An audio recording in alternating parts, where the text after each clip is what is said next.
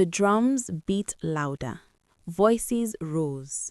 Laughter filled the air. The wedding of Adekunle and Kemi had begun. Women danced in circles, rappers spinning in bright colors. Men clapped and sang.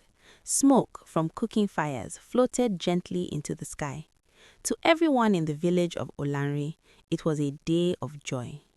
But not far from the celebration, a stranger stood quietly at the edge of the village path. It was Sade, alive, seeing, changed. Her long hair moved softly in the wind. Her eyes, once blind, were now sharp and clear. Her beauty was radiant, yet calm. No one recognized her. To them, she was just another traveler passing through. But inside her heart, storms were rising. She could hear the drums, she could hear the laughter, and she could hear her father's voice among the crowd. For a moment, her chest tightened. Memories of the bridge flashed in her mind. The fall, the cold water, the betrayal. Her fingers clenched slowly. "I did not come back to cry," she whispered. "I came back for truth." And she stepped forward. The celebration was alive with energy.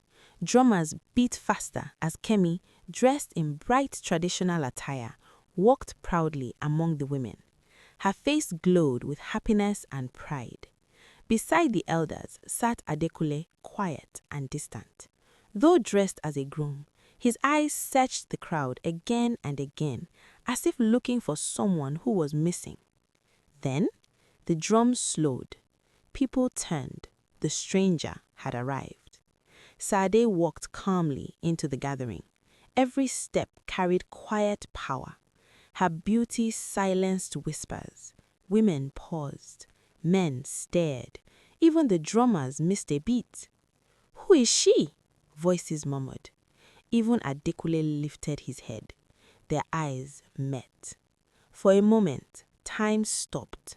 Something inside his heart stirred, familiar, deep, unexplainable. But before anyone could speak, Babatunde stepped forward, proudly as host of the ceremony. "Welcome, stranger," he said politely. "You honor our celebration. Please join us." Sade looked directly into his eyes. The same eyes that watched her fall. The same eyes that hid no love. Her voice was calm. "I came because truth lives here." A strange silence fell. Babatunde's smile faded slightly. "I do not understand," he replied carefully. Sade stepped closer. "3 days ago," she said slowly, "a blind girl disappeared near the river." Murmurs spread across the crowd. Mama Sade, sitting quietly in a corner, lifted her head weakly. Her heart began to race. "Yes," Babatunde said quickly, "a tragedy. We searched, but she was lost." Sade's eyes sharpened. Lost or pushed? The crowd gasped. Babatunde's face hardened. "What are you saying?" he demanded. Sade raised her voice steady and clear. "A father who leads his blind daughter to a broken bridge is not leading her to safety." Silence. Heavy. Dangerous. Mama Sade stood slowly, trembling, her eyes fixed on the stranger. Something felt familiar. Babatunde laughed loudly, forcing confidence. "This is madness," he said. "You speak without proof." Then Sade spoke softly. "Papa, you told me not to fear." The world froze. Mama Sade screamed, "Sade!" Her voice broke like glass. Tears rushed down her face. Adekunle stood suddenly, shock flooding his eyes. Babatunde staggered back, fear rising in his chest. It cannot be," he whispered. Sade stepped forward again. "I lived. The river did not take me." Gasps, shock, whispers spreading like wildfire. Kemi's face turned pale. Babatunde's voice trembled.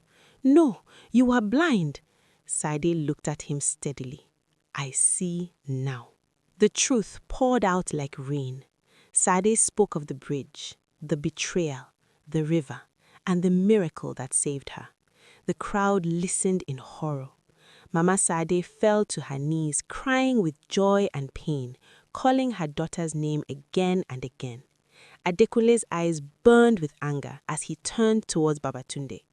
"You tried to kill your own child for greed?" The elders rose, faces heavy with judgment. Kemi stepped back slowly, fear filling her heart.